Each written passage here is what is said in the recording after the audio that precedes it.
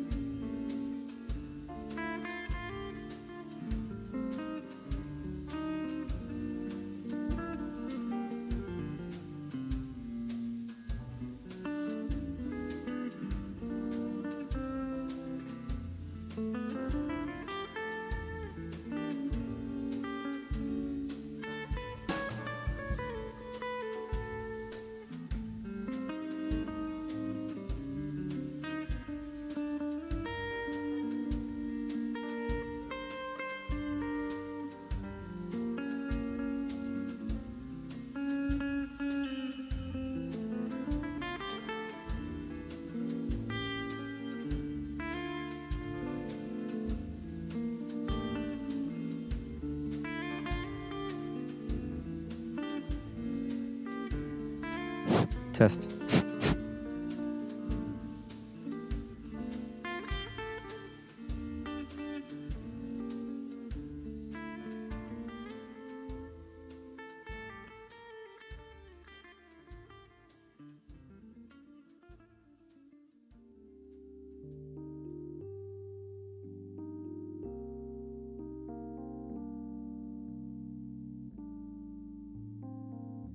All the sound will go down. Okay, see, I have test.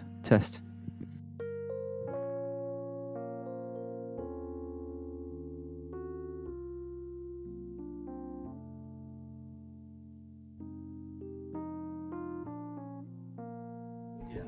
Now that it's lit, try to shouldn't be dependent on that.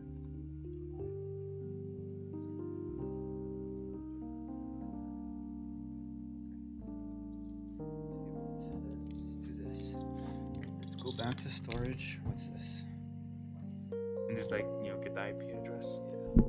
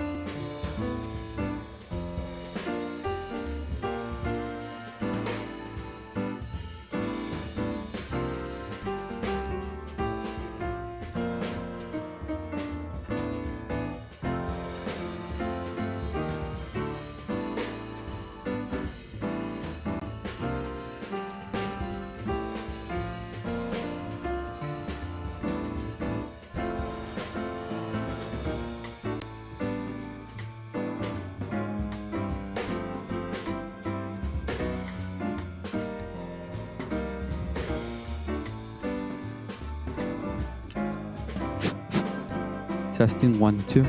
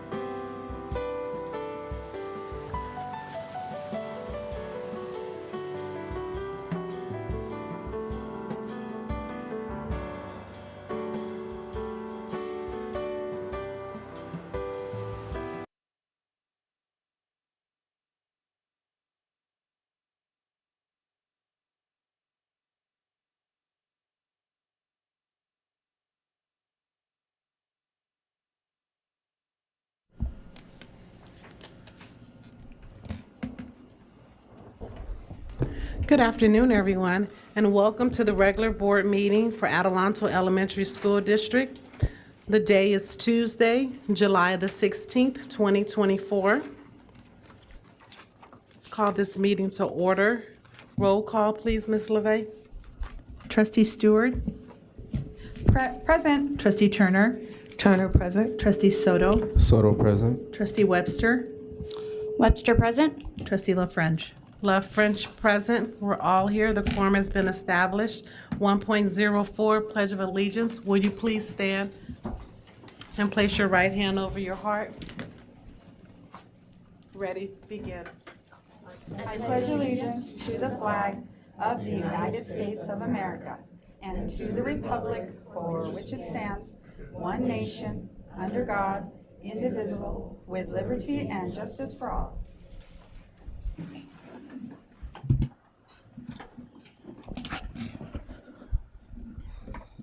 Thank you. Section 2, adoption of the agenda. Ms. LeVey, do we have any proposed additions, deletions, and adjustment in the order of business? Madam President, we do. This is for item 12.09. That's the approval and the renewal of the MOU with Millionaire Mind Kids. There was a clerical error on the agenda. The contract is correct. Under description of services, they should say $15 per student, not 14. And Columbia is missing from that slot. It should be Columbia for $86,400 at $15 per student. So the agenda was incorrect, but the contract itself is correct and the total amount is correct.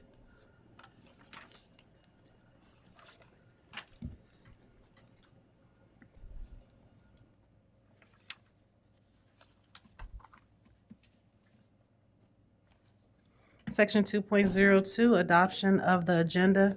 Trustees, I need a motion to adopt the agenda with those adjustments.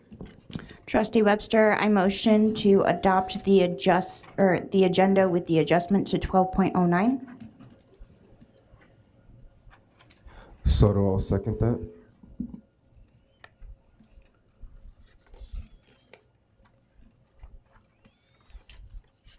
Ms. LeVey, please take the vote. Trustee Soto, Soto, aye. Trustee Webster, Webster, I. Trustee Turner, Turner, aye. Trustee Stewart, Stewart, aye. Trustee LaFrench. Love French, aye. Motion passed 5-0. Moving right along to Section 3, Cabinet Reports with Dr. Albert. Good evening, board members, staff, parents, and community members. I'm pleased to present my report as the acting superintendent of the Adelanto Elementary School District. Since my appointment, we've been very diligently preparing for the upcoming school year. Our focus remains on fostering a collaborative environment where the voices of our students, our parents, community, labor partners, employees, and board members are heard and valued. Some recent events. I had the privilege of attending the San Bernardino County Superintendent Retreat in Lake Arrowhead. The retreat provided an invaluable opportunity to connect with fellow superintendents, exchange ideas, and discuss strategies to enhance our educational programs and services. Additionally, I participated in the University of Redlands Superintendent Roundtable discussions.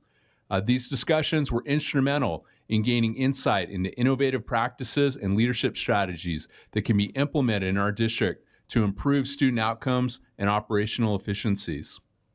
We're well under the way for our preparation of the new year. And as we gear up for the new school year, our cabinet and I are enthusiastic about the journey ahead. We're committed to seeking input from all of our stakeholders, our students, our parents, our community members, our labor partners, employees, and our board about our collective vision for our district's future. This collaborative approach will kickstart the process of co-designing a brighter and more innovative Adelanto Elementary School District. We would like to also extend an invitation to our board members to attend the Back to School Management and Site Leadership Retreat on July 29th, 30th, and 31st. Also, we'd like to invite our board members to attend the Welcome Back event on Monday, August 5th at Melva Davis. Some acknowledgements. We want to thank, I'd like to extend my heartfelt wishes to our employees for a restful and rejuvenating summer. Your hard work and dedication throughout the year are deeply appreciated, and I hope you enjoy this well-deserved break. our summer school and extended school year programs. A special thanks to everyone involved in delivering a dynamic summer school program and an extended school year for our students. Your efforts have provided invaluable learning opportunities and support during the summer months. Our maintenance and operations team, I'd like to express my gratitude to our maintenance and operations team for their hard work on our summer projects. Your dedication ensures our facilities are safe, functional, and welcoming for a new school year. And our custodian team. Our custodial team deserves a big thank you for their tireless efforts in preparing our classrooms for return of staff and students. Your work behind the scenes plays a crucial role in creating a conducive learning environment. And in conclusion, as we embark on this new academic year, I'm confident that with our collective efforts, we will continue to achieve great success. Together, we can create an educational environment where every student has the opportunity to thrive. Thank you for your continued support and commitment to the Adelanto Elementary School District. And I'd like to turn it over to Dr. Dweisland. All right, good evening. I'm honored to share some highlights this evening on behalf of Academic Services. So our summer enrichment camp and extended school year, we served well over almost 800 students this school year. Our summer program supported our students academically and socially. And we want to thank our administrators, teachers, and after-school program partners for making our summer programs an excellent school experience. And I want to thank the students who took the time to write some notes and letters about their experiences. They were really nice. I have these to share. Prop 28 provides ongoing annual funding for arts education programs, staffing, support, materials, and partnership programs to enhance arts education in our schools. Prop 28 requires that 80% of the funds be used on personnel to ensure students are receiving arts education. Our total allocation for our district is $1,319,402, which is separated among all schools. Our schools are currently in the process of working on creating their Prop 28 plans, maximizing their allocations to bring additional art programs and opportunities to our schools. This plan will be brought to the board prior to implementation and will include the voices of all of our educational partners. Academic Services team continues to prepare for the new year. We look forward to seeing our staff, students, and families return in just a few weeks. August 5th is our welcome back day with professional development focused in the morning.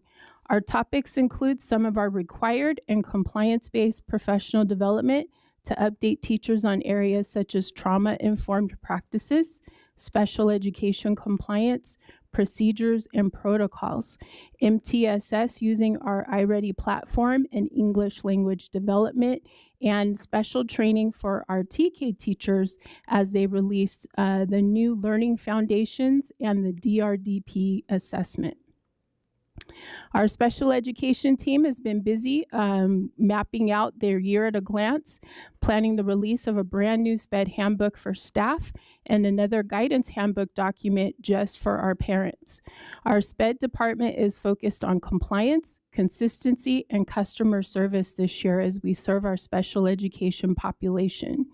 These documents will be released at the end of the month. We're also updating the website, and they also have several parent workshops planned and empowerment series helping parents understand the IEP process and navigating any challenges that may come their way. I want to end our comments this evening on Academic Services by sending a very special thank you to Mr. Scott Longnecker, former art teacher at George Visual and Performing Arts. The new mosaic that hangs to the right of our conference room in the boardroom is a beautiful gift made by our talented students. The generous donation and the work of our M&O team to get it hung have made our boardroom a little. With the school year starting in 3 weeks, which I cannot believe that I am saying that, our fiscal and operational staff is in full swing, completing projects, cleaning, and gearing up for the new year. Our M&O and custodial teams are finalizing carpet installation, roof repairs, and cleaning our facilities. I've seen our ladies, our custodial ladies working diligently, waxing all of our floors here in the district office, and what a difference it makes. Transportation is building new routes while CNS is building new menus. IT is working on our Wi-Fi system and updating our textbook and asset platform. Additionally, our fiscal team is working hard on wrapping up fiscal year 23-24 and opening up fiscal year 24-25 for services and programming. Thank you to my managers and my directors, along with their hardworking teams, as we work away during the summer. Last week, I had the pleasure of attending Safe Schools Conference in Anaheim with our risk department. It was great connecting with other districts and listening to their perspectives on safety and their processes, as well as building relationships. Our risk department received valuable information on mitigating risks, along with free resources to use as we move forward into the school year 24-25. As always, we are continuously monitoring the budget and the state's position. On July 2nd, the governor signed the 24-25 state budget package. Last week, Cabinet and the board had the opportunity to listen to the Budget Act workshop provided by Capital Advisors detailing their parts of the budget that would impact the district. Again, most of the cuts do not directly impact our services and programming in education, but will affect other areas of education, such as facilities and TK programming. As always, thank you, and it's a pleasure serving our district.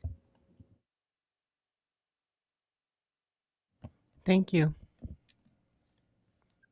Section 4, staff reports and presentations with Dr. Albert. Thank you. I'd like to turn 4.01 for academic services, staff report on Williams uniform complaint. I also want to thank our Ed Services team for their hard work in regards to ensuring what you're about to hear on our reports, which we're very pleased with. Dr. Dwyzon. Thank you. So this is an annual required update for the governing board as an item of compliance needed from the California Department of Education. Districts must report quarterly to the county superintendent and the school district governing board summarize data on the nature and resolution of all uniform complaints. This is in conjunction with our Williams case requirements. All students are expected to have safe and clean learning environments, be provided with the appropriate instructional materials, and have highly qualified teachers. I'm happy to announce for quarters 2, 3, and 4, AESD had 0 uniform complaints in these areas. This concludes our presentation from academic services. Thank you, Dr. Dwyzon.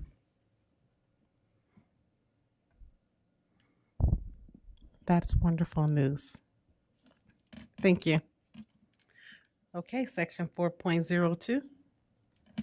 We'd like to invite to the podium Learner Center Collaborative, and they're going to give a presentation in regards to innovation practices as well as strategic visiting and strategic planning. Good evening, esteemed board members, Superintendent Albert. It's a pleasure to be with you tonight. My name is Devin Vidichka, and I'm the CEO of Learner Centered Collaborative, and we're just going to share a little bit about the work that we do and some of the ideas that we have to help advance the vision here in Adelanto. And so, let's make sure the clicker works. Perfect. I'll just tell you a little bit about our organization. We're a national nonprofit. I'll talk a little bit about the shift to a learner-centered paradigm, and then my colleague, Dr. Cesar Morales, will talk about co-constructing the framework for the future here.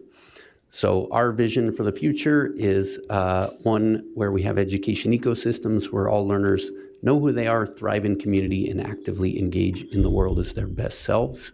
And it's exciting to be able to do that work with school districts across the country. The way that we engage is we partner with educators and we start with whole learner outcomes. What are we really trying to achieve for learners? How do we then design meaningful learning experiences that will lead to those outcomes? And how do we also create the enabling conditions to make the shift to learner-centered education? We believe it's very important to live into our values. I'm not going to read these all to you, but being trusted and responsible partners is extremely important to us. Approaching our work with curiosity and humility, being inclusive community builders, and always striving for impact are core values for us. And as I mentioned, we're a national nonprofit. We have the privilege to collaborate with school districts all across the country. You will notice there are a lot of dots in California, which is our home base. We have partnered with many school districts in Southern California in particular.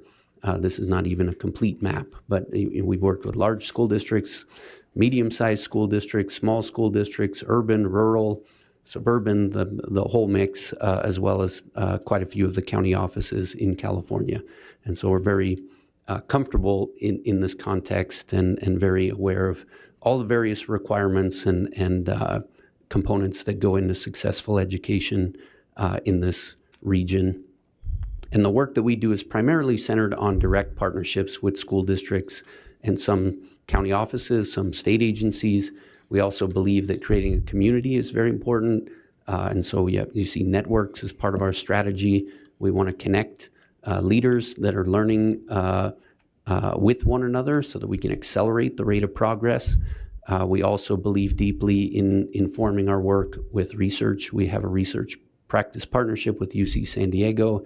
We study the impacts and effects of our partnerships so that we can get to impact and live out that value that I mentioned is so important. And sometimes we get this question around, what is your learner-centered collaborative? What does it mean to be learner-centered? And I could talk about it at great length, but just in brief, most of our school systems were designed for the industrial era with kind of this factory model of teaching and learning. And in that factory model, mass-produced era of education, the purpose of schools was often to sort and rank students, was to promote standardization, was to take content and break it up into isolated areas, and really focus on the completion of tasks as a measure of success. And a lot of these practices were very helpful for our society for many, many years, but we've learned a lot through cognitive science, the science of learning. We've learned a lot about human development. We've learned a lot about motivation. And so in a learner-centered paradigm, we believe that the focus is actually on learning, not just compliance and sorting and ranking. And so we take the stance that education should be inclusive, should be for all students, should be equitable.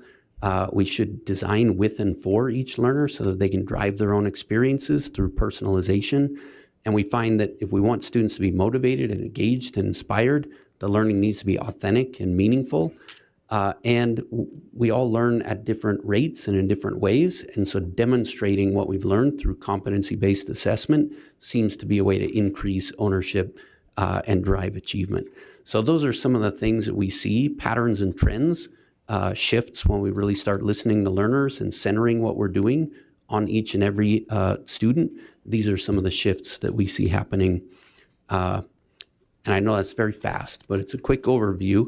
And I'll turn it over to my colleague, Dr. Morales, who will talk about our ideas about co-constructing the Adelanto ESD framework for the future.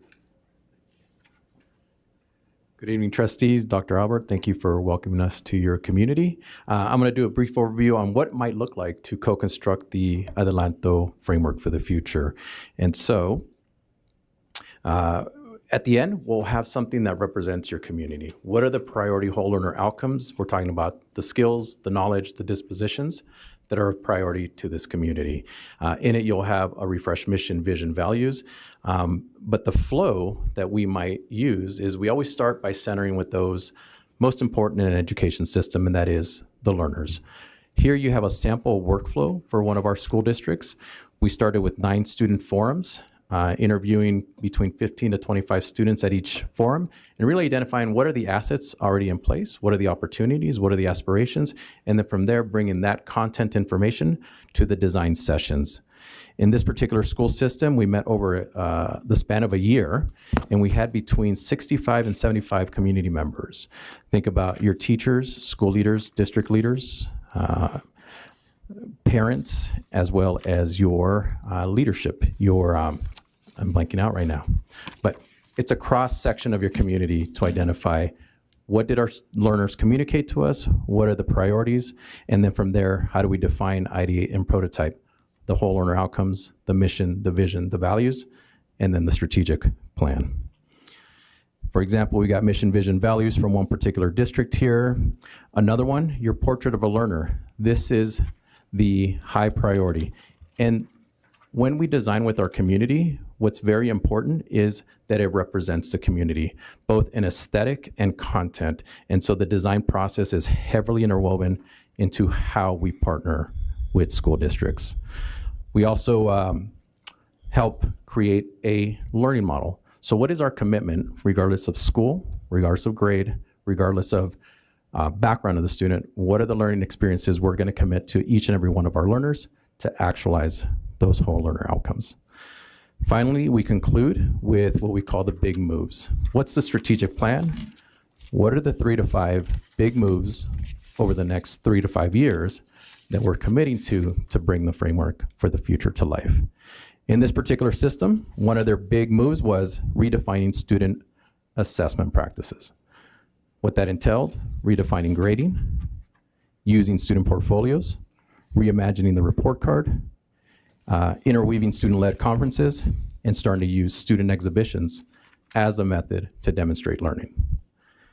So proposed milestones, what it might look like. First phase would be fall of 2024, where we would start with the discovery phase.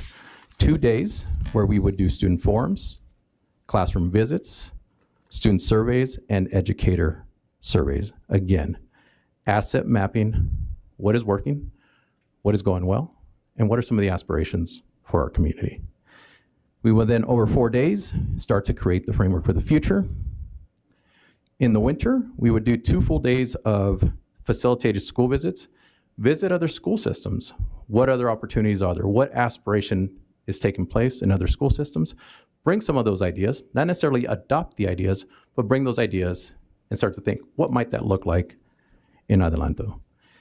And then we would conclude with what we call a blueprint for success, which is the strategic plan. 3 to 5 big moves over the next 3 to 5 years. With that, I'm going to close it out with Dr. Vadichka. Well, I love this quote from Margaret Wheatley, which is really just saying that the role of the leader, the role of leadership, is to be inclusive, to continue to invite others into the process, and to keep asking the question, what's possible? What can we really do here? And in my experience and in the partnerships that we've seen, when you really bring people together and ask them what they care about, anything is possible.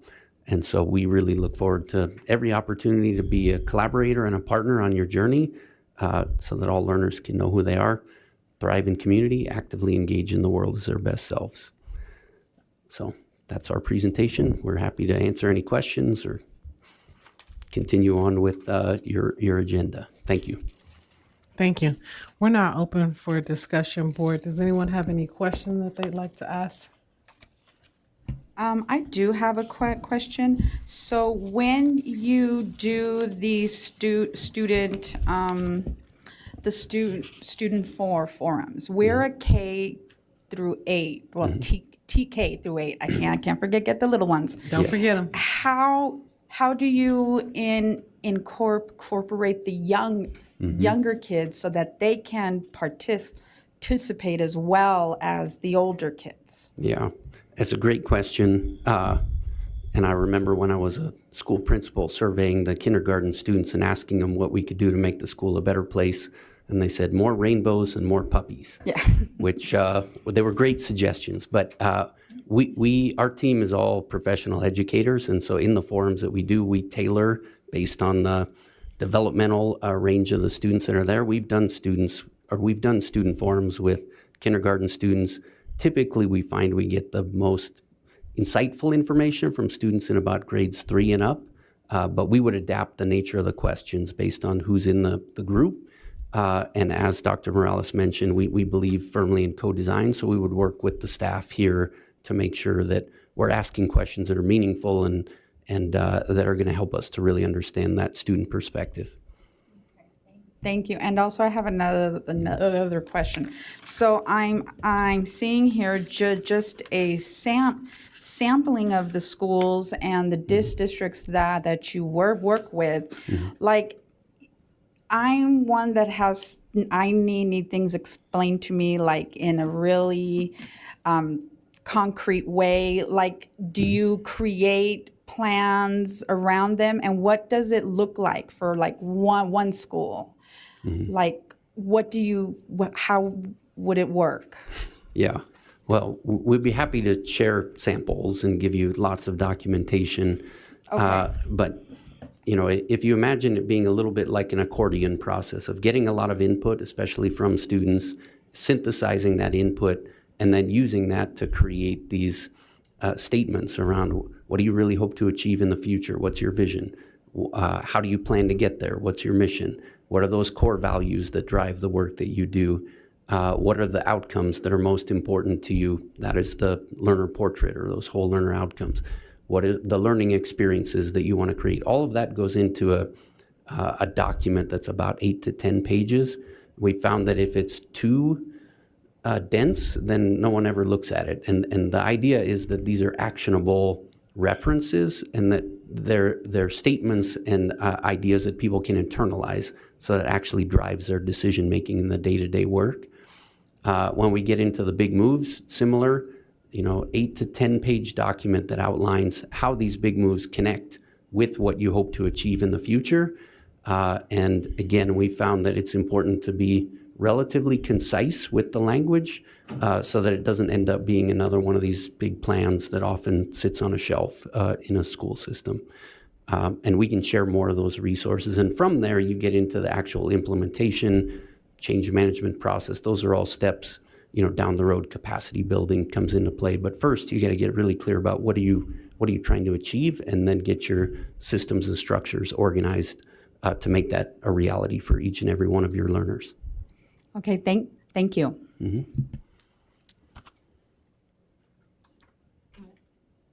Turner go. And then you'll go next. Thank you for your presentation. Mike. Thank you for your presentation. I have a couple questions. What does your design team consist of? And based on the 2-day classroom visits, will you have different teams going to different schools, reporting back? And what does that look like? So it's usually a facilitator, and what we definitely want to do is incorporate staff. So if we are at a school, having the principal there, having other leaders that are going to be on the design team really take active engagement. And then from there, we collect the data, and then we bring it. And we try to leave it as raw as possible because we want our guiding coalition, again, depending on the size that you want to have here, but the more eclectic and diverse the composition of those interpreting the data from the classrooms, the better. Okay, so how could you tell me what your team looks like? Yeah, it'd be myself and potentially another facilitator. Okay. And then we'd come in and then we'd put the structures in place to facilitate a student forum. Okay, I know you mentioned that in your previous district, you interviewed a number of students. Will you be doing that at every single school site? We would co-design what makes the most sense. But in that particular system, I think it was about 23 schools. 9 schools is what made the most sense. Okay. Do you think 2 days would be enough time to get that done? We did it in that particular setting, yes. Okay. And what does your community involvement look like? How would you set that up? Right. And again, that's where we co-design. We will work with Dr. Albert, Executive Cabinet, and others to really who needs to be at the table. And again, the more diverse, the more eclectic, lived experience, school experience, the greater the diversity, the richer the outcome. One of the things that I love, and I've been talking to Dr. DeWison about over the years, is a personalized educational plan.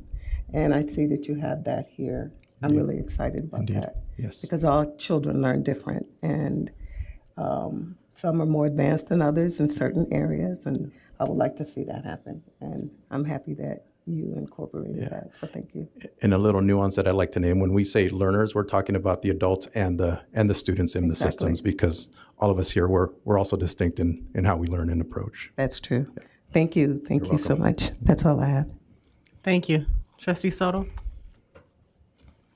Excellent questions. I have none. Thank you for the presentation. You're welcome. Thank you. Trustee Webster? Okay, I appreciate your presentation. Thank you so much for being here with us tonight. I do have a few questions in regards to the presentation. Amongst the guiding statements, it was my understanding that school boards typically help influence the vision, mission, and values of the district. Does that mean that your company will be working with us to also develop that, or is this just a collaboration between you and the district? I'll jump in.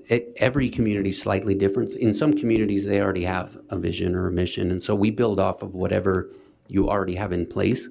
But you're right, like the board sets the direction for the school district. And so while we might help get input and synthesize it and give you recommendations, you as the board would be making the decision about those final statements, and your decision as a board is very important for the community to know that this is the direction that you as the governing board have established for the district. So you're definitely involved. You are definitely the deciders at the end of the process, and our job is to make sure you have good input and good information to make that decision. Okay, thank you so much for that answer.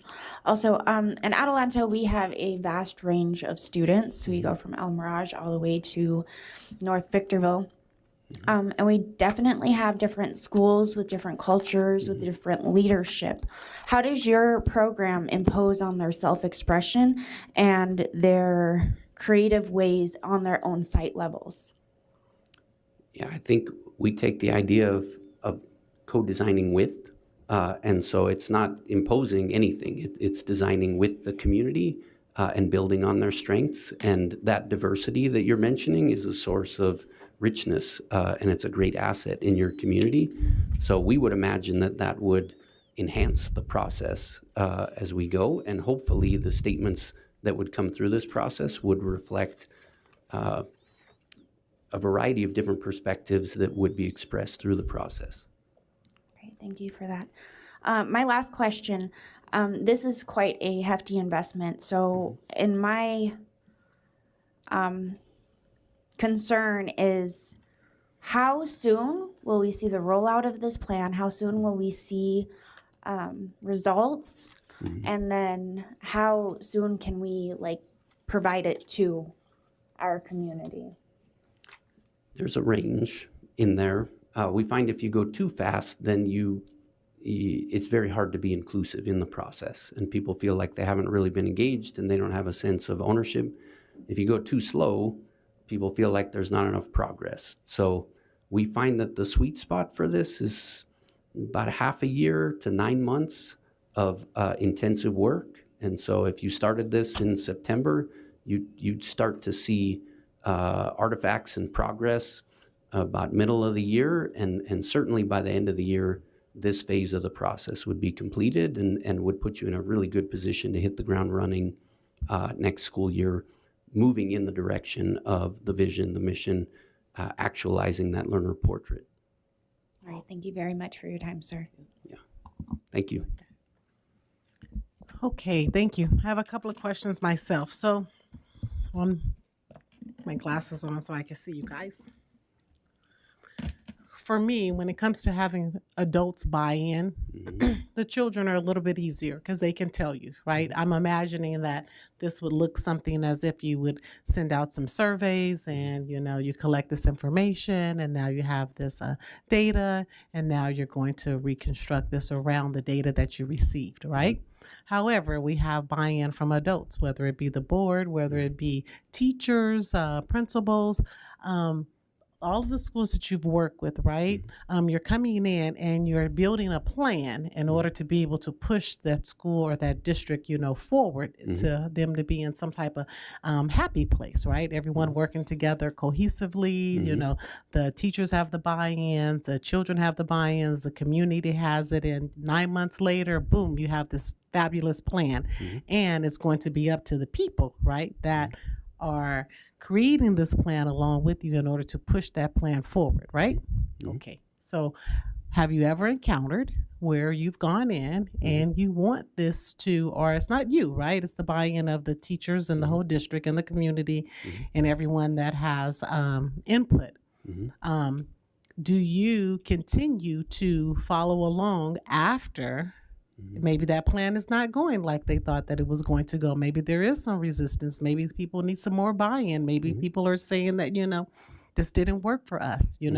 What do you do along the way for those particular hiccups? Because you could work with a lot of people, right? And then I don't think that everybody is the same, like you say. Yep. So because everyone is different, then coming to Adelanto is different as well, because you have different community, you have different children, you have different teachers, you have different people. So what do you do in those instances? Yeah, you're describing real life, Yeah, right? Which is, if these changes were easy, they would have already been done. They would have already right. been done. So having clear aspirations is foundational.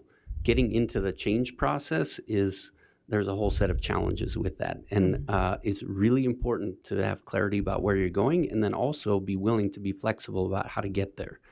And so a lot of what we do in this first phase is try to set up the structures so that you can be flexible and make adjustments, because the reality is, more than likely, some of the ideas that you have about how to make the changes won't work exactly as intended.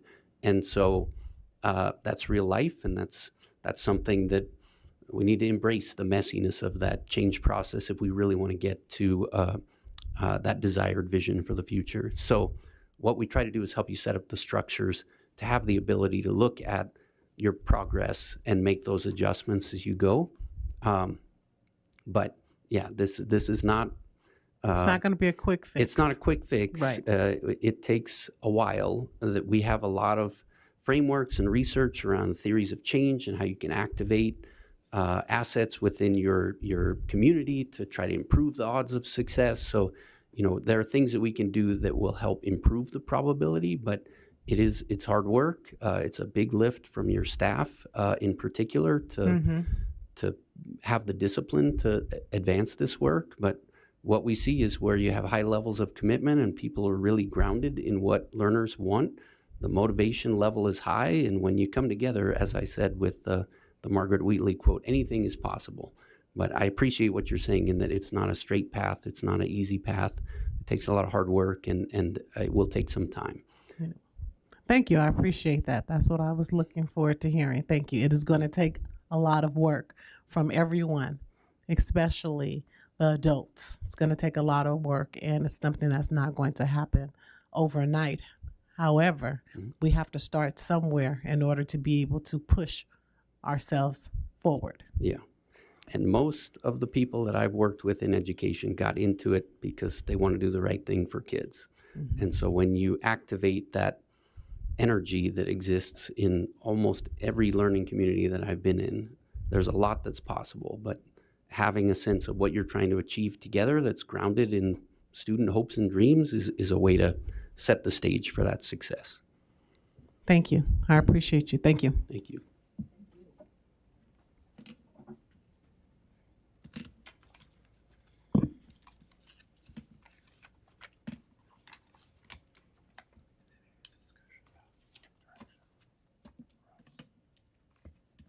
Board, would you like to have any discussion on the next move? I know we mentioned something about September. Is there any direction that anyone wants to give as far as what our next move would be, whether it would be to have a contract to be able to look over, or what would be our next move? Will we want to, suggestions? Based on a previous discussion, I believe we discussed that we'd be looking at 3 other possibilities, possibly looking at 3 other, excuse me, organizations that can also compete with the price, and we can also, that way we can pick from those 3. That's what I recall from our previous discussion. I'm not sure if that's what the board wants to move forward with. That was additionally my understanding, was we'd have multiple companies so we can compare. I'm really excited with this company. They're saying the things and doing the things that I've envisioned for a lot of years, and mainly to create an individualized educational plan for our students to succeed. If we keep doing the same thing over and over without change, we get the same results, and we can see that. I like the fact that they're well-known throughout the country. They're well-known in the state of California. And, I feel that based on what was presented earlier and in front of us, I would like us to give this company a chance. I'm really happy with what I see. And I think that we can move our teachers, our students, and our district to where we envision them to be. And the longer we put it off, the longer it'll take for our children to reap the benefits of a quality an exceptional educational experience. So that's what, I would like to go with this company.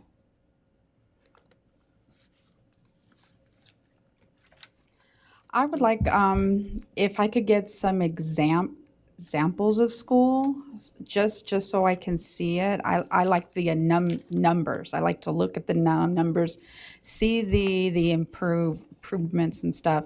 But I do agree with Trustee Turner. I understand that we do have to be, fiscally responsible, but two, our kids deserve this. And the more we wait to go find more companies, have presentations and stuff, that's time that we're losing. So, it's I think our kids deserve it. Our kids deserve it. So I think we should go ahead, but I still would like more information, please. Okay, so I don't think that this is anything that we were voting on tonight. So No. I don't think that it's unrealistic to ask for another company to be able to I think that I do recall that we did talk about the fact that it may not be 3, but we need someone else. So Okay. to be able to look at. So this was just a presentation, and we do appreciate your presentation. We do. Okay. Thank you. Moving right along to Madam President, just so that I have it correct on my notes, the consensus of the board is to bring one more presentation, at least one more presentation. Okay, thank you. Do we need to take a vote for that? Z? No? Okay. Okay, moving right along to section 5, closed session direct declaration. We'll be taking items 5.02 through 5.06 into closed session.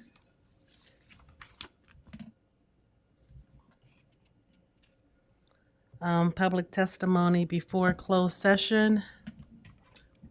Get my.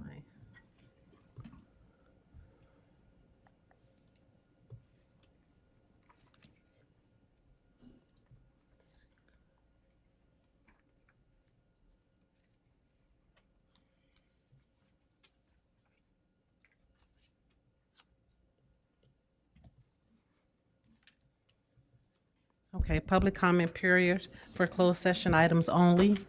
The public comment period is administered by state law and is the point in the meeting set aside for members of the public to share their opinions with the board. Open meeting laws do not permit the board to engage in dialogue or answer questions. Any person who wishes to address the governing board on closed session agenda items only must complete and submit an AESD speaker request form 5 minutes before the meeting is called to order. Public comments will only be taken on agenda items during the discussion of those items. The board values public comment, and although the Board of Trustees cannot take action or discuss items not on the agenda, the Board of Trustees listen carefully and appreciate input from the public. Additionally, a public speaker can be cut off for exceeding the allotted time or for willfully causing an actual disruption to the meeting. Before cutting a person off or removing someone, the board will give at least one clear warning. If you were cut off or warned last time, please consider that your warning. Individual speakers are allowed 3 minutes to address the board on each closed session agenda item. The board limits the total time for public input on each item to 20 minutes. With board consent, the president may increase or decrease the time allowed for public presentations, depending on the topic and the number of persons wishing to be heard. The president may take a poll of speakers for or against a particular issue and may ask that additional persons speak only if they have something new to add. Ms. LeVay, do we have anyone from ADTA wishing to speak? Madam President, the board calls on Jennifer Rader. And there she is, waiting. Thank you. Thank you for the opportunity to speak.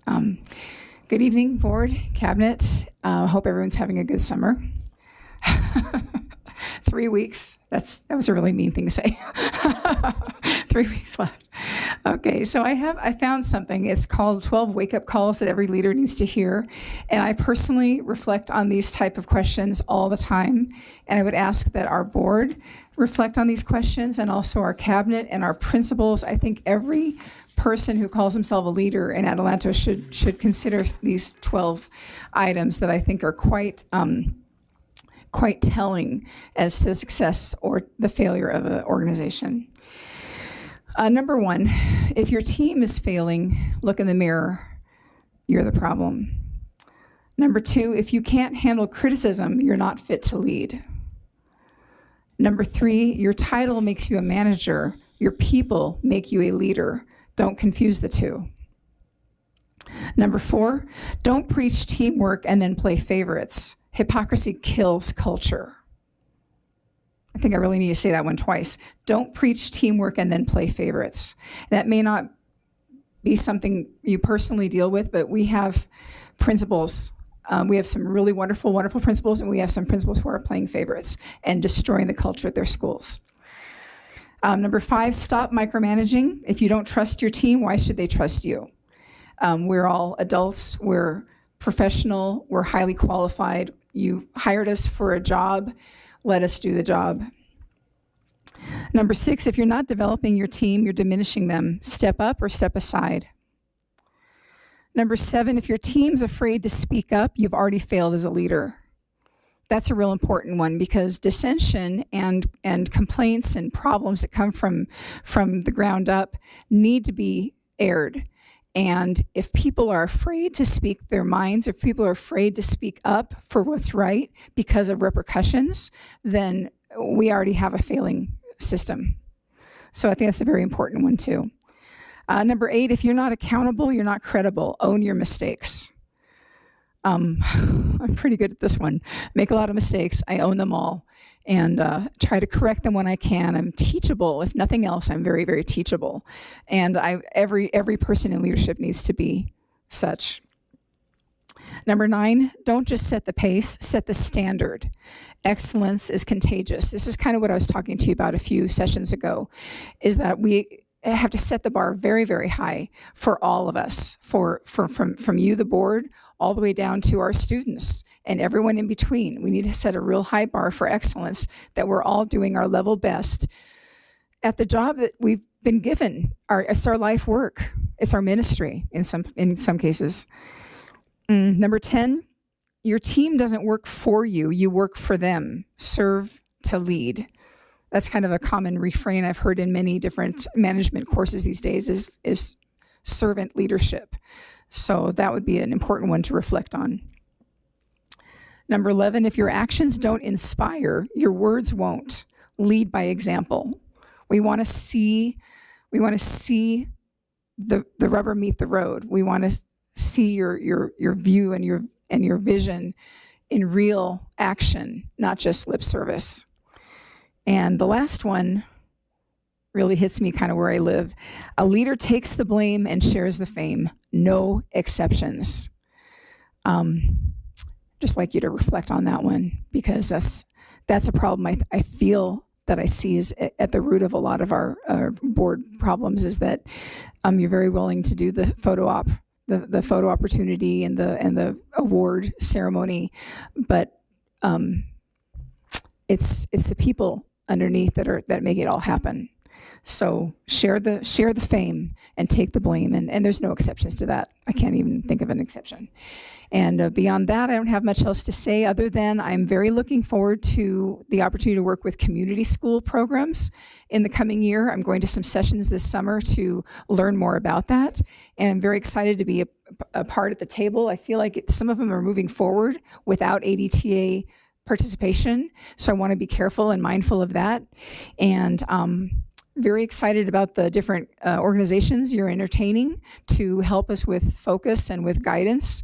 And I really like the idea that you're going to be choosing among more than just one company. And I'd like to know what the cost is. I know you can't tell me right now, but that's my question, is what the cost is for these programs.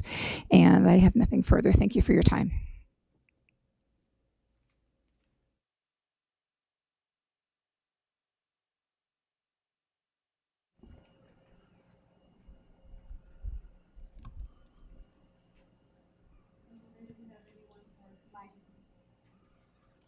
Ms. LeVay, do we have anyone for CSEA? Madam President, I'm going to call on Jason Turkhurst.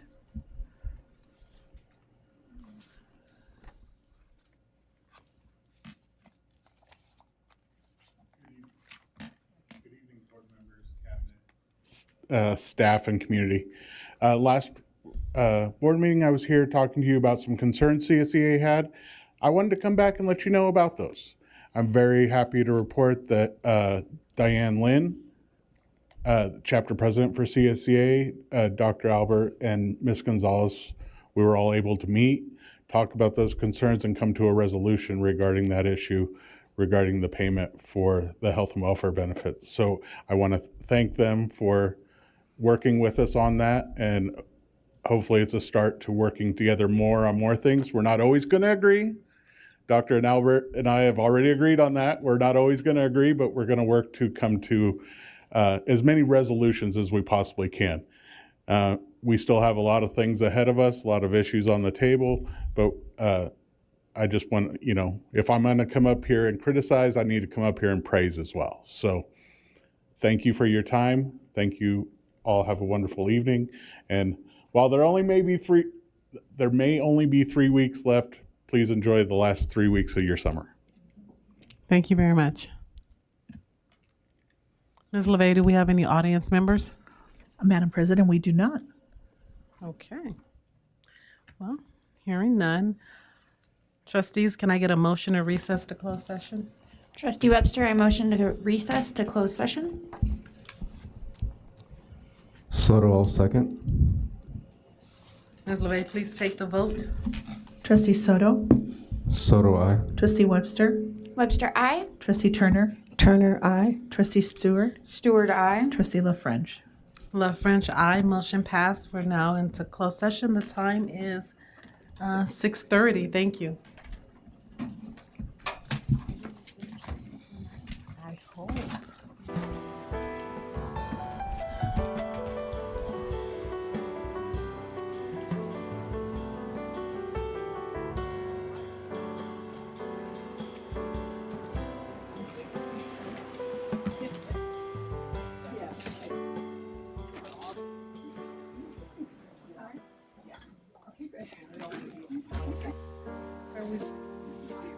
See you too.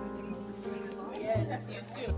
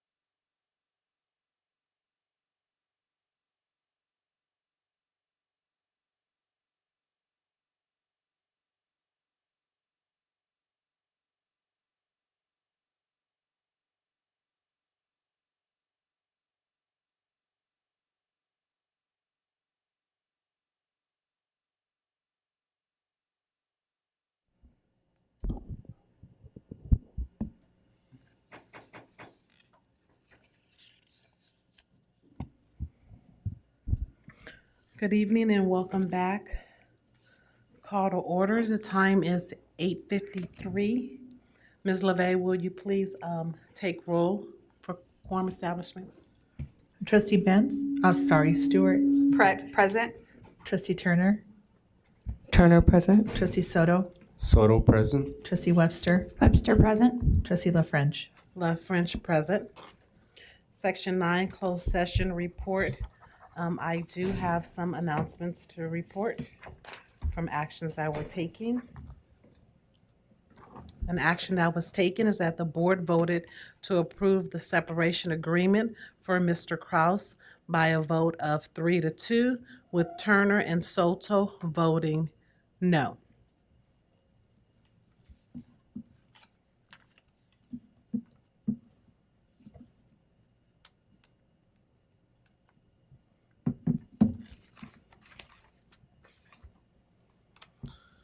Another action that was taken by the board took action in closed session to accept the final settlement agreement for OAH case number 2024050629.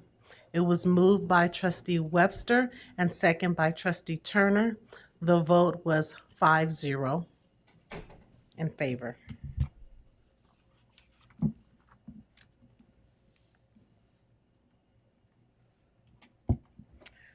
Moving on to section 10, public testimony.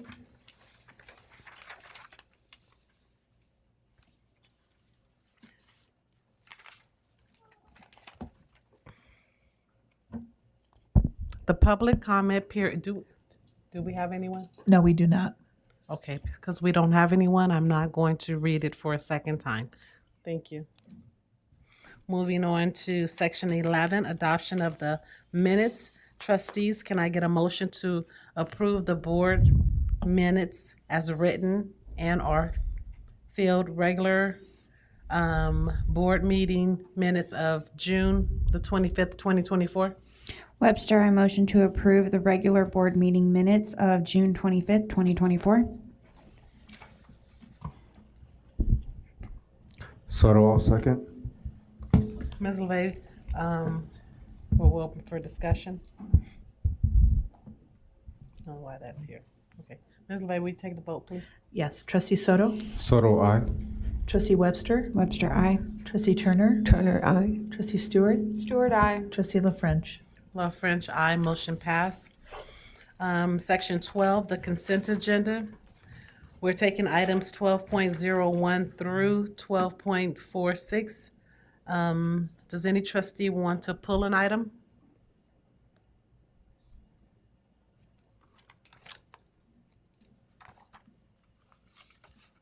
What? Hearing none, Ms. LeVey, please call for the vote. Can I get a motion to approve? I'm sorry. It's okay. Webster, I motion to approve the consent agenda. I was stunned. Can I get a second? Turner, I second. Now, Ms. LeVey, will you please take the vote? I will. Trustee Soto. Soto, aye. Trustee Webster. Webster, aye. Trustee Turner. Turner, aye. Trustee Stewart. Stewart, aye. Trustee La French. La French, aye. Motion passed. Section 14, new business. 1401, trustees, I need a motion to approve the certificated executive management new hire. Benz, I motion to approve the certificated executive management new hire. Turner, I second. Did I say Benz? I was getting ready to say, and who are you? Stewart. Benz or Stewart? Who are you today? I don't know sometimes. Okay, Ms. LeVey, will you take the vote, please? Did there she have a discussion? second? Oh, I thought you were Yes, Benz Turner and- second. I did. Turner second. We need discussion. Understood. Okay, so I brought this back because I feel that it was misunderstood. It was said that in the interim did not go before the panels, and I was confused because the interim hires are temporary hires, and they do not go before an interim. I mean before panels. So I did a deep dive into our board minutes, and it was quite interesting because as we look back, because the first one that I remembered was Mr. Muhammad. We hired him as an interim, and first he came up in October of 2022, and then September. Mr. Moman was an interim, I have it here, chief personnel officer in February of 2017. Michael Kraus was an interim superintendent in July of 2022. Edwin Gomez and Richard Bray, Dr. Amy, I did find her too as an interim. So Dr. Albert is not doing something new and his way. He is following what the district has always done. And it's been shown that we need a full cabinet. It's too big of a job. So, and as we've seen, when the cabinet it isn't full, things fall through the cracks, and we cannot allow that to happen. So that's why I chose to bring this back, and I emailed President LaFrench and asked her to please put it back on the agenda. Thank you very much. Any further discussion? I'd like to say some things. Initially, I had concerns regarding the transparency of the process. However, after interviewing the candidate in person, reviewing additional information, and engaging in thorough discussion with my fellow board members, I feel that these concerns have been adequately addressed. The candidate brings valuable skills and experience that will benefit our district during this interim period. Transparency and inclusivity remain a core value of mine. I will continue to work towards more transparency. I believe this process has highlighted the importance of continuous improvement in these areas. I appreciate the community's support and understanding as we continue to work together to serve the best interests of our students and staff. After careful consideration, again, I have decided to support the appointment of this candidate for the interim position. Thank you.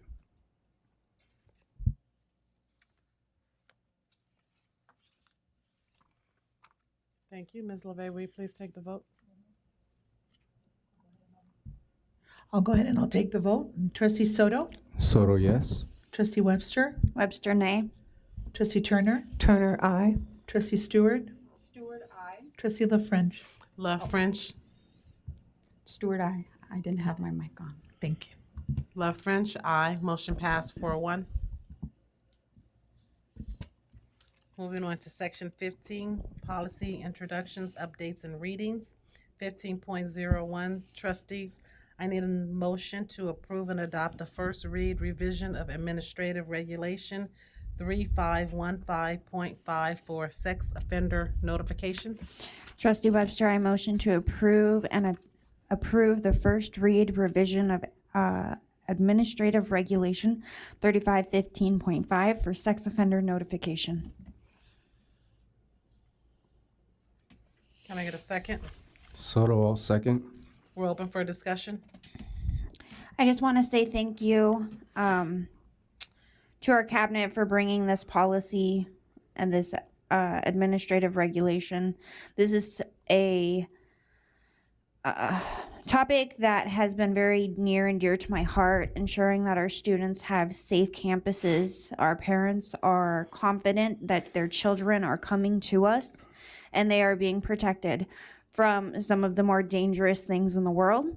It is within this district to make sure that these individuals, sex offenders and criminals with dangerous backgrounds do not have access to our children, do not have that influence. That's definitely where you see predators take rage. So I do want to, again, say thank you to our cabinet for finally taking direction on this or looking at it as something that is important. So thank you. Any other discussion? Hearing none, Ms. LeVey, take the vote, please. Trustee Soto? So do I. Trustee Webster? Webster, aye. Trustee Turner? Trustee La French? Love French, aye. Motion passed. Stuart, what happened to me? Oh, sorry, Trustee Stewart. my glasses It's, on. I don't know, Ben Stewart. My apologies. I skipped over it. Trustee Stewart. I miss one day and I get erased. I'm sorry. Stuart, aye. I'm gonna get my glasses on. I can't see a thing right now. I'm winging it. Okay. I just went, okay. All right, here we go. 5.02, trustees, I need a motion to approve and adopt the first reading of the administrative regulation 3515.6 for criminal background checks for contractors. Trustee Webster, I motion to approve the first read revision of Administrative Regulation 3515.6 for criminal background checks for contractors. Stuart, I second. We're open for discussion. The only thing that I want to bring, it is my understanding that in most common practice, we only require a signed like affidavit showing that these contracting companies will abide by our regulations. It does kind of sadden me to know that there is no other confirmation other than the word of whoever's signing that piece of paper that they will not be supplying our district with anybody who would be considered questionable. So I guess that's really my only comment is we can have a piece of paper that says it. It doesn't necessarily mean everybody's going to follow it. So, but again, thank you for bringing an updated AR to the board for consideration. So do you want something added to it, like a form saying, like proving that the background check was made, or? If these contractors could provide proof to the district of their employees and having those cleared background checks, I mean, it would make me feel a lot more comfortable. And then along with that, you know, the DOJ, if anybody does happen to get in trouble, you know, we're not relying on these companies to tell us, hey, this employee or volunteer got, you know, domestic violence or a battery over the weekend. It would pop up in our records and let us know straight from there, hey, we have somebody within this group working within our kids that could potentially be a threat. So if I could request that and the board would feel obliged to entertain it, it would make me feel a lot better if we had documentation of the contractors with direct contact with our children be provided to the district for further maintenance. I mean, doesn't seem like a hard thing to ask, but I'm not sure if maybe our acting superintendent can speak on the challenges, perhaps. Thank you. I think that is definitely noteworthy to mention that we value our student safety. We value ensuring that our students are safe. There is implications in regards to the administrative functions and being able to make that possible, both in regards to potentially losing vendors that have options to be able to work with many different districts. In addition to that, current resources that we have within our given structure to be able to expand that. And I'd like to have Ms. Gonzalez, who oversees our contracts, sort of talk a little bit about industry standards, safety protocols that are in place, and the implications for that suggestion.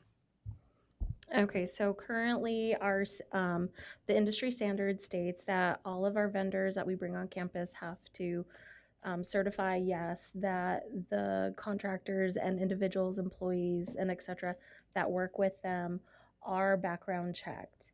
The other piece of that would be if we as a district move forward in requesting that, then we would have to pay the contractor additional fees to provide DOJ clearances. Then we're also talking about additional storehouses of data for information on every contractor that we ultimately use. I can tell you that we have more than 10,000 contractors in place that are already approved, and we ask them on an annual basis. So yes and no that we can do that. The problem then, like Dr. Albert had stated, is none of our other local districts are asking for that additional piece.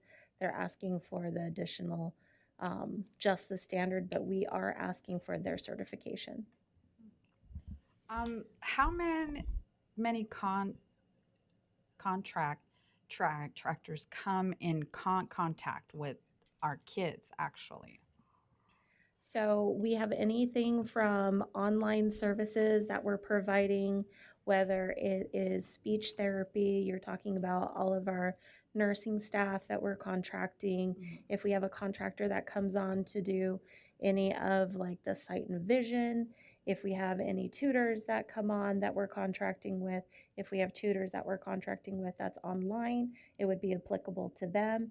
So this would be anybody that would have any kind of contact with our students. So by having that certification in place, they're doing that background, but we're also doing our diligence to make sure that every contractor that comes on campus is also supervised. Who would they be supervised by? So typically they're either supervised by a program director, and if say it's like maintenance, then a maintenance director, supervisor, or principal. So there is not supposed to be any contractor that is left alone with the child. Well, that's anyone, right? I mean, I know as a teacher, I don't stay alone in a room with a student myself. If it happens to be there's like one that came early, the door stays open. Correct. Yeah. So no one should really be alone with the student. Right. Okay. I'm satisfied. Okay. Now, if a company certifies that their employees, agents, and volunteers have been background checked, and then it comes to our attention, say like earlier this year, will this cover us to verify that that can't happen, or it won't happen again? Yes, so one thing that this actually does by certification stating that they're going to have no employees that don't pass that criminal background check. One, it protects us as far as liability. Two, it actually gives us the authorization to terminate the contract, because this would be a breach of those terms. And this also goes for volunteers, not just their employees Correct. as well. So it actually increases the level of rigor for the safety that we're providing. Right. Okay, I appreciate that. Thank you.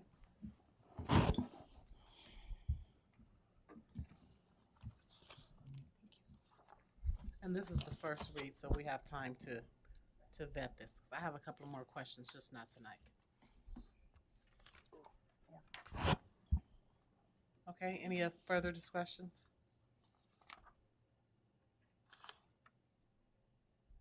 Ms. LeVay, will you take the vote, please? Trustee Soto? Soto, aye. Trustee Webster? Webster, aye. Trustee Turner? Turner, aye. Trustee Stewart? Stewart, aye. Trustee La French? Love French, aye. Motion passed 5-0. Moving on to section 16, governing board members' reports and announcements. Time is 9:13. Would any board member like to make a comment? I'm going to start with my left. Webster, no, I'm sorry. Stewart / Benz. Honestly, this time I don't think I said most I want to say. I just wanted to say that Dr. Albert is not trying to redefine the wheel here. He is following per procedure. He is thorough. He does call, he sends the emails, and he is trying to be as transparent, I feel, as he can be. I know when I was in Florida, I got a call, and it took a while as the rain came down. But he took the time to give me the information that I needed, that I'm sure he shared with all of the board members. So it just seems to be, there seems to be a lot of tension against him or the way things are being done. And he's not doing anything new. So I'm also disappointed in our lawmakers that have passed AB 1955. I think it kind of gets in the way of the family, where we are supposed to be working with the teachers are supposed to be working with the family, and now the state has built a wall between that. And I just wish they would put the family first. And that's all I got to say. Thank you. Okay, next. Good evening, everyone. I did want to get a follow-up on the last request that I made regarding the sex ed. We did receive the folders for the sex ed. We were told to go over the folders and to review the folders. I would like for us to have a workshop so that we can agree on what is going to be kept on the sexual education curriculum that we'll be teaching here in AESD. That's number one. I would like an update on that. I believe that we did give direction, and I would just like a follow-up on that. As we made a decision tonight in closed session, and in light of the commitment to transparency, inclusivity, and excellence in leadership, I would like to formally direct the acting superintendent to open the position of superintendent. It is crucial that we ensure a thorough and timely process in selecting our district's next leader. By taking these steps, we can ensure that we select the most capable and visionary leader for our district, one who can uphold our values and lead us towards continued success. I have more comments I have to say, but due to the lack of time, I'll be reserving those comments. Thank you for your attention to this important matter, and I look forward to working together to achieve a successful outcome. Thank you.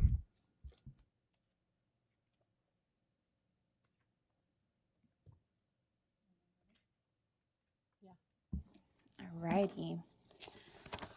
Good evening, AESD friends and family. I want to thank all those who were with us tonight. I want to take a moment to express my gratitude to each site for such a successful year last year. I hope we as a district don't lose the steam we have had with the advancement of parent engagement, and student success. I encourage everyone in the district to remember the why part of our job. And education isn't about personal success, it's about team success. I want to take a moment to speak on a subject that has been a bit heavy on my heart. We recently decided to no longer hold our meetings by Zoom, and it is my understanding that we, by law, do not have to allow comment via video. I would like to ask the board to reconsider this. I believe if we want to continue to encourage parent engagement, we should always make a way for them to have a voice. I believe Not allowing comments via Zoom drastically complicates our parents' ability to come to our board. Comments are how we grow, and although some may feel unfair or unjust at times, I believe it's essential to show the public we are willing to hear them and consider their voices, especially since we, the board, are here to represent them. I want to take a moment to just speak about our strengths of the district and how this last year we had a lot of success from each site, focused on our students' growth. I want to thank our teams for the last year and want to encourage everyone to walk into this upcoming year just as motivated and positive. We owe it to our students and ourselves to have another fantastic year filled with even more accomplishments. I hope that each site uses every member of their teams to find out creative ways to enhance our students' upcoming year. I want to take a moment to remind everyone that our Braddock Bears did qualify for an amazing community school grant, and I look forward to seeing the great advancements that site can achieve with the community school grant. If you would like more information about the school and the upcoming changes, I strongly encourage you or anyone you may know to reach out to the site or to the district to discuss it. Parents, I want to encourage you to set the standard for our students with encouragement and love this year. We may not always be able to teach our child everything, but as a team, they can learn anything. I encourage parents to be as supportive as possible, and I promise it will help them succeed. I personally at home follow the 6 minutes a day rule with my little one, 3 minutes before school or leaving for school. Remind them that they are awesome, appreciated, and that you are so proud of them. Those small little words can go a very long way. After school, just take a few minutes to ask them some questions about their day for reflection purposes. Everyone may have a different way of doing the encouraging things for their child. I just wanted to share mine. I think it is essential that we build strong teams for all of our students, and home is a big part of that strength. I appreciate the amount the district has been encouraging parent volunteers recently. I hope everyone who wants to be able to come out and get board approved this upcoming year can do so. Next time we return, we will start school, or we would have already started school. I hope all of our staff were able to get a break to decompress and rejuvenate. Returning, I hope, with a mindset of communication and collaboration. For both of those lead to the best creativity. I hope everyone who is still here with us tonight drives home safely and has a great rest of the summer. We will see everyone very soon. I'm gonna let you, I'm gonna go in order. So I'm gonna say what I just want to say something because I'm a little confused. So I know that that some of the times, I know that we talk about things that are in closed session, right? And I'm a little confused right now because the statement that was made about looking for a superintendent, the discussion that we had did not come up with consensus on moving forward to say such a thing, right? So I have to in return say something right now because the discussion that we have, I feel like the discussion that we had has just come out and then you just said what you just said, right? But I need some clarification on it because this is not what happened, but I feel uneasy because it said like, oh, we have this in closed session and this is what we decided. That is not what took place. We had a discussion on what it looks like when we've done something in the past. Yes, ma'am. Absolutely. Thank you for bringing that up for the clarification. Yeah. So the comment that was made was the action that we did with Mr. Cross. So now that we took that action today, that's why I would like for us to start moving forward with, Does that make sense? But it was not, right. It was not a conversation that how it would look like, rather the conversation, the agreement that we accepted with Mr. Cross. Okay. Does that make sense? Yes. Okay, That's perfect. enlightening. Okay, perfect. And again, this is to ensure that we have a competitive marketplace when it comes to our superintendent. It's a very important role right now. I want to make sure that we hop on it as quickly as possible. Later on down the line, once we've discussed it and vetted what it is that we were going to do. Correct. After Correct. it's on the Okay. agenda, we've discussed it as a board and we've agreed. Okay, all right. Trustee Turner? Okay, thank you, Madam President. Having participated in numerous board meetings and negotiations over the years, I have witnessed past ADTA presidents addressing the Board of Trustees, Superintendent, and Cabinet members with passion, respect, and professionalism. The inappropriate and inaccurate remarks made by the current ADTA president are not acceptable. The false information presented at the last board meeting regarding a cabinet interim appointment was not only wrong, but lacked proper verification, which in my opinion constitutes a defamation of character. It has come to my attention that not all ADTA members support the current ADTA president's messages. Some are deeply disturbed by the rhetoric being expressed. The exposure to children to such disrespectful conduct during these meetings is troubling. How can we expect our students to display proper behavior in the classroom when they witness such misbehavior from adults in positions of authority? Perhaps it's time for you members to consider appointing a new president who values respect, integrity, and accuracy in their communications. It is vital that we work collectively to address these issues and strive for a more respectful and collaborative environment. Let us work together to promote a culture of respect and professionalism.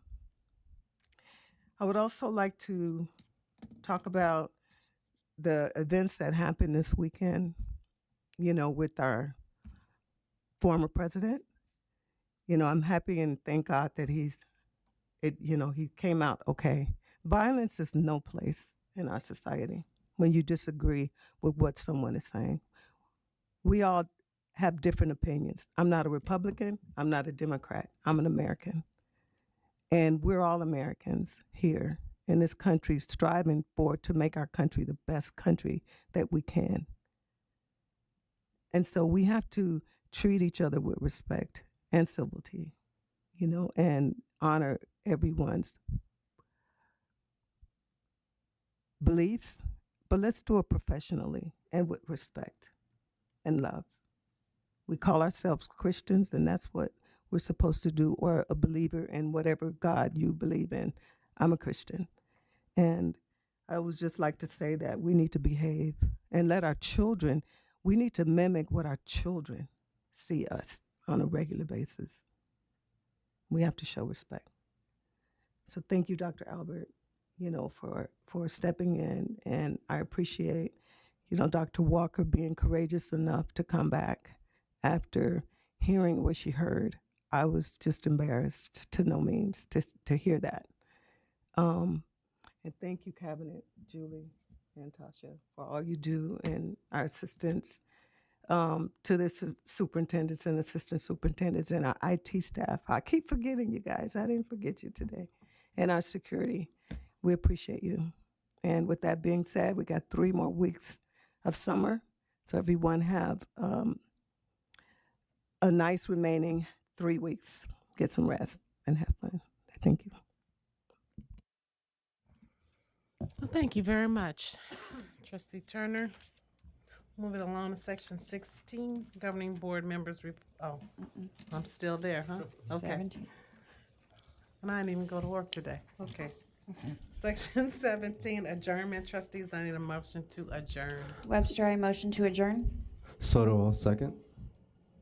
Ms. LeVay, please take the vote. Trustee Soto? Soto, aye. Trustee Webster? Webster, aye. Trustee Turner? Turner, aye. Trustee Stewart? Stewart, aye. Trustee LaFrench?